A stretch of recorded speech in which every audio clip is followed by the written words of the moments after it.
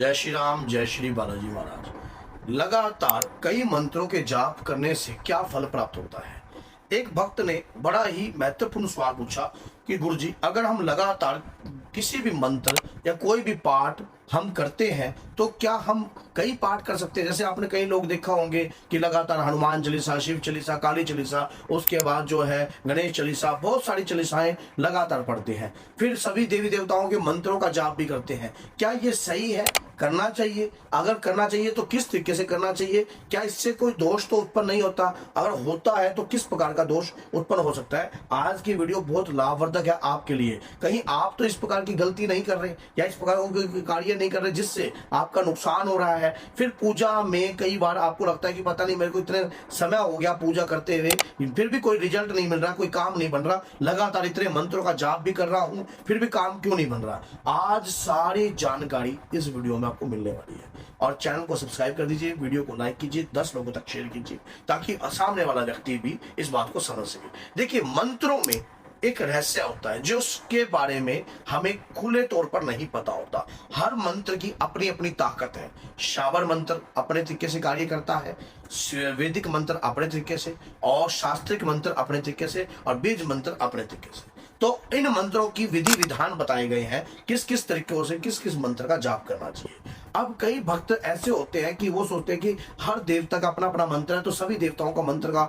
जाप कर ली जाए तो सभी देवताओं की कृपा जो है आपके साथ चल पड़ेगी। लेकिन इतना आपको ये पता है कि सभी देवी देवताओं को हम नमस्कार करते हैं, प्रणाम करते हैं, नाम ले सकते हैं, लेकिन अगर हम सभी मंत्रों का जाप करेंगे तो हमारी बुद्धि भ्रमित होने लग जाएगी।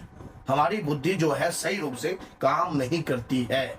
हमारे शरीर पर वजन जैसा महसूस होने लग जाता है। ऐसा क्यों होता है? आपको सही एग्जांपल से समझाता हूं। लगातार अगर आप एक ही पात्र में सभी प्रकार की चीजों को भरते रहोगे तो पात्र भरकर बल्कि वजनी हो जाएगा, और साथ में और मान लीजिए उसमें दूध डाल दिया, दही डाल दिया, फिर उसके बाद लस्सी डाल दी, फिर सब कुछ डाल दिया, तो आप सोचोगे अगर अपने पेट में भी अगर आप इस प्रकार का कार्य करोगे तो आपके शरीर में इन्फेक्शन क्रिएट हो जाएगा। उसी प्रकार से जिस मंत्र का गुणगान करते हैं हम उसका दशांश कभी नहीं निकालते, जिससे कोई मंत्र जो है आपका सिद्ध नहीं होता, बल्कि उस मंत्र की ऊर्जा का प्रभाव आपकी बॉडी में होता है। मान लीजिए आप भैरव बाबा के मंत्र का जाप कर रहे हो, कोई मंत्र आपने भैरव बाबा के मंत्र का जाप किया और लगातार कर रहे हो, उसके बाद फिर आप माँ काली का मंत्र उठा लेते हो, उसके बाद फिर आप जो है फिर बाबा शाम का मंत्र उठा लेते हो, फिर उन 3 मंत्रों को क्या छोड़ देना चाहिए पीछे के, वो 3 मंत्रों का जाप भी आप कंटिन्यू रखते हो और मंत्रों का भी रखते हो, फिर गुरु मंत्र का जाप भी रखते हो,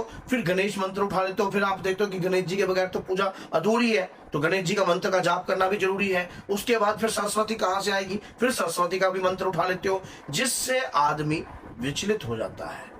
वो ना तो वो किसी एक शक्ति के मंत्र को उठा सकता है, ना उस मंत्र को सिद्ध कर पाता है, और ना उस मंत्र की रहस्यमय शक्ति को कभी समझ पाता है। कहते हैं कि आप तो बिचला बिचला, और साथ में आप इस मंत्रों को उठाकर आप ये देख रहे हो कि अगर आप सोचिए कि इन इतने सारे मंत्रों को आप उठाओगे लगातार और उसके बाद ना तो उसका दशांश निकालोगे, ना कंटिन्यू उन मंत्रों को हवन प्रक्रिया करोगे, तो मंत्र का प्रभाव आपकी बॉडी में सही रूप से नहीं बल्कि गलत प्रकार से होएगा। फिर आपको शरीर भारी भारी महसूस होने लग जाएगा, दिमाग भारी भारी महसूस होने लग जाएगा। कई बार आपको लगेगा कि आपकी बुद्धि का विचलित। ऐसा ही एक केस मेरे पास आया। व्यक्ति क्या करता है, उसने इतनी सारी, मेहंदीपुर बालाजी में भी था वो वहां पर, तो उसने इतनी सारी चालीसाएं रख रखी थी, बांध रखी थी, और साथ में जल का लोटा, घंटी भी साथ रख रखी थी। और सुबह 4 बजे जब मैं मेहंदीपुर बालाजी में दरबार लगा था, सुबह 4 बजे कई भक्तों ने देखा स्नान आदि करके वो सुबह 4 बजे टन टन टन टन टन कर रहता है। उसके बाद फिर 1 चालीसा, 2 चालीसा, 3 चालीसा, 4 चालीसा, तो उसके बाद सारी तो चालीसाएं पढ़ता है। उसके बाद फिर सारे मंत्रों को गुणगान करता है। फिर उसका दिमाग जो है ना, फिर वो मेरे पास जब वो आया तो आकर उसने जो समस्या का समाधान हुआ क्या क्या कि उसको समझ में नहीं आ रहा कि मैं किस शक्ति गिरा रहा हूँ। मेरे घर में भूत है, मेरे घर में प्रेत है, मेरा शरीर भारी होता है, मुझे कानों में आवाज आ रही है, मेरे शरीर पे वजन महसूस हो रहा है। मतलब जिस बात का सूर ना था, समझ में नहीं आ रही थी कि क्या बात इससे की जाए और किस प्रकार से इसको समझाया जाए। क्यों? समझने की शक्ति छीन हो चुकी है। क्योंकि लगातार अगर आप सोचते हो कि सभी देवी देवताओं की पुस्तक को आप पढ़ सकते हो, तो नहीं, आपका इष्ट का चुनाव होना बहुत जरूरी है।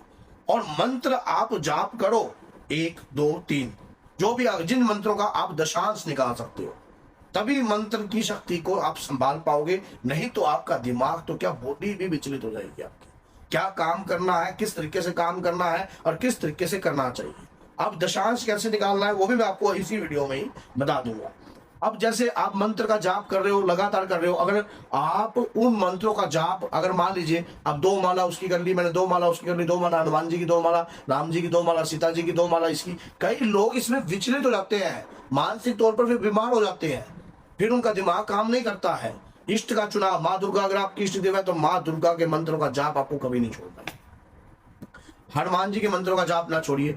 गणेश जी भगवान को नमस्कार है, इस प्रकार से आप कर सकते हो कि, और देवी शक्तियों को नमस्कार कर कर, प्रणाम कर कर उक्त 5 मंत्रों का जाप कर सकते हो। आप किसी भी अगर मंत्र का जाप आप कर रहे हो आप फिर काफी लंबे समय से, तो मान लीजिए जैसे कि भगवान श्री राम का, हनुमान जी को प्रसन्न करना है तो राम सीता राम का जाप करोगे तब भी हनुमान जी प्रसन्न होंगे। तो आप जब उन्हें नमस्कार कर कर, प्रणाम कर कर आप जाप कर सकते हो। भगवान शिव को ओम नमः शिवाय पंचाक्षर मंत्र का जाप कर सकते हो, कोई साइड इफेक्ट नहीं है। ओम हम हनुमते नमः मंत्र का जाप कर सकते हो, कोई साइड इफेक्ट नहीं है। लेकिन अगर आप किसी भी शक्ति के शाबर मंत्र, वैदिक मंत्र और बीज मंत्र या कोई ऐसे मंत्रों का जाप आप करते हो जिससे उग्रता उत्पन्न होती है, आपको समझ में नहीं आता कि जब आप किसी भी मंत्र का जाप करते हो तो मूलाधार चक्र में आपके मंत्र का बीज रोपण हो जाता है। अब एक बात सोच के देखिए कि जब वो बीज उभरा है तो उसे वृक्ष बनने में समय लगता है, लेकिन आप उससे पहले ही उस पर रिएक्शन कर देते हो, वो उभरने ही नहीं देते, उसको डेड कर रहे हो। तो एक इष्ट गुरु मंत्र का जाप आपको कंटिन्यू करना चाहिए, फिर उसका दशांश आपको निकालना है। तो आपने देखा कि मैंने अब तक 1.25 लाख मंत्र का जाप कर लिया, तो 1.25 लाख का मुझे 10% निकालना चाहिए, तकरीबन 10,000 के करीब। तो मुझे आहुतियों से मंत्र का जाप करना चाहिए, फिर आपको आहुतियों से कीजिए जिससे उसका प्रभाव आप उस देवता की, जिस देवता का आप आह्वान कर रहे थे, उस देवता के नाम का आप आहुति देकर जो है अपने ऊपर से उस जो आपके शरीर पर वजन आ रहा है उसे शांत कर रहे हो। आहुति देने से शक्ति जो है स्थिरता में आ जाती है। जैसे ही आप आहुति देते हो उस तरीके से आप आहुति देते हो, कार्रवाई आपकी शांत होने लगती है, मन शांत होने लगता है, विचलित नहीं होता दिमाग। तो ज्यादा मंत्रों का जाप करने से आदमी परेशान होगा। 101% लिखवा लीजिए।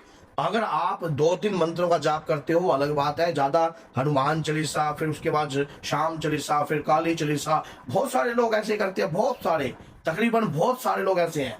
आप अगर आप भी ऐसा काम कर रहे हो तो ना करो, ना करो। आपको रियलिटी बता रहा हूं, विचलित हो जाओगे आप विचलित हो जाओगे। 10 मिनट की पूजा होती है, हनुमान चालीसा अनिवार्य है, सभी देवता प्रसन्न होंगे हनुमान चालीसा से। दुर्गा चालीसा कीजिए, हनुमान चालीसा कीजिए, काली चालीसा कीजिए, जो आपके इष्ट देव है उसकी चालीसा आपको करनी चाहिए। आप अपने इष्ट की चालीसा का गुणगान कीजिए, उनके मंत्रों का गुणगान कीजिए, आपका दिमाग विचलित नहीं होगा। और अगर आपको लगता है कि इस वीडियो से आपको थोड़ा सा भी ज्ञान प्राप्त हुआ है तो 10 लोगों तक शेयर कीजिए, ताकि सामने वाला भाई भी सुरक्षित रह सके और सही रूप से काम कर सके। तो बोलिए जय सीता राम, जय माता दी।